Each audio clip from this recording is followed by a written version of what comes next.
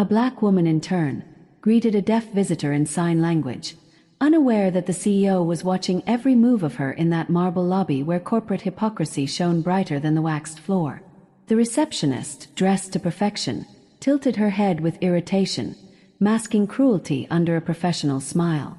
"I'm sorry, sir, but I can't understand what you're trying to tell me," she said. The man in the tailored suit gestured desperately, his hands moving like a song no one else wanted to hear.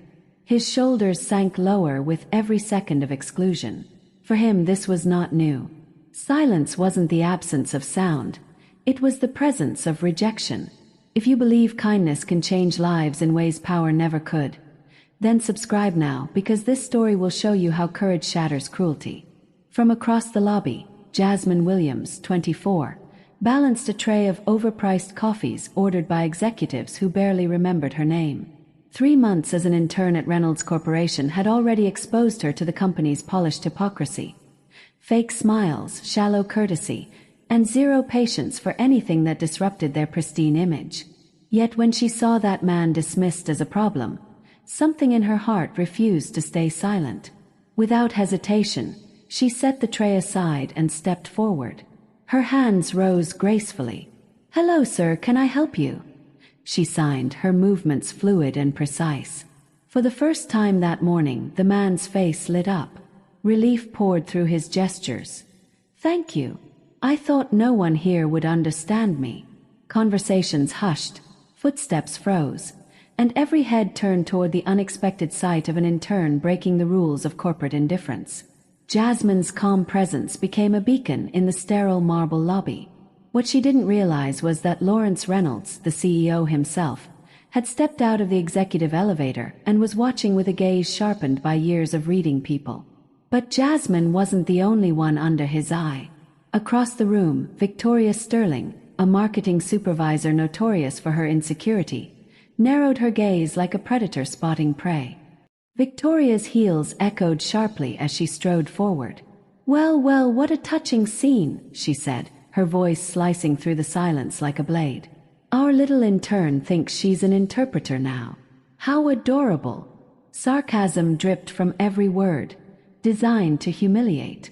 Jasmine's stomach twisted, but she stood tall. The deaf man looked between them, uneasy, sensing tension without needing sound. Jasmine interpreted quickly, refusing to let him feel left out of his own story. Victoria smirked. "Sorry to interrupt your performance, Jasmine, but we have protocols. Interns don't interpret for clients. That's what professionals are for." Her voice rose just enough for everyone in the lobby to hear. 3 months here and already so ambitious. The word was spit out like venom. Employees gathered, eager spectators to a public shaming. Jasmine inhaled deeply, steadying herself. "I only wanted to help," she said. He needed a professional," Victoria cut her off. "Not a show-off intern desperate for attention." The receptionist smirked from behind the desk, enjoying the spectacle. But when Jasmine translated the deaf man's heartfelt gratitude, "You don't have to apologize for being kind," something in the crowd shifted. Discomfort flickered in their eyes. Victoria, blind to the change, doubled down. "Go back to carrying coffee, Jasmine.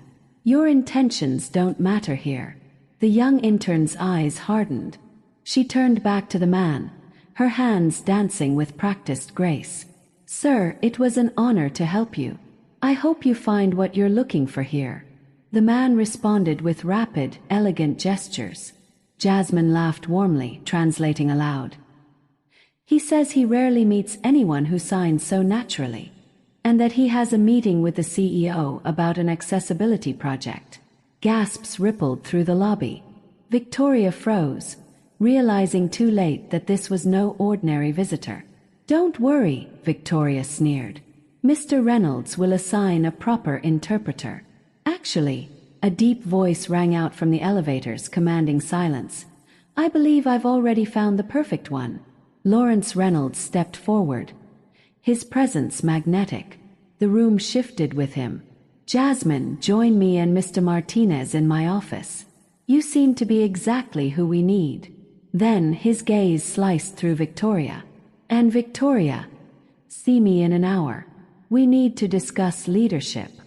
The meeting in Lawrence's office stretched for hours. Jasmine discovered that Diego Martinez wasn't just any visitor. He was the founder of the largest accessibility organization in the nation, evaluating Reynolds Corporation for $1 million partnership. Lawrence, to her shock, revealed that his late daughter had been deaf, and that he had understood every word signed in the lobby. For him, this wasn't about image. It was personal. When Diego asked Jasmine to lead the company's new accessibility initiative as a senior consultant, she almost couldn't breathe. "Senior consultant," she whispered. Lawrence nodded. "With your own office, your own team, and full authority." But Lawrence also warned her, "Victoria will try to sabotage you. She always does when she feels threatened." Jasmine's response revealed steel no one expected. She calmly pulled out a digital recorder. "I've been documenting every hostile comment, every attempt to undermine me. 47 hours of proof, including racist remarks and explicit instructions to block my work. Victoria thinks I'm naive. She's mistaken." Lawrence and Diego exchanged impressed glances. For the first time, they realized the quiet intern wasn't simply surviving. She had been strategizing all along.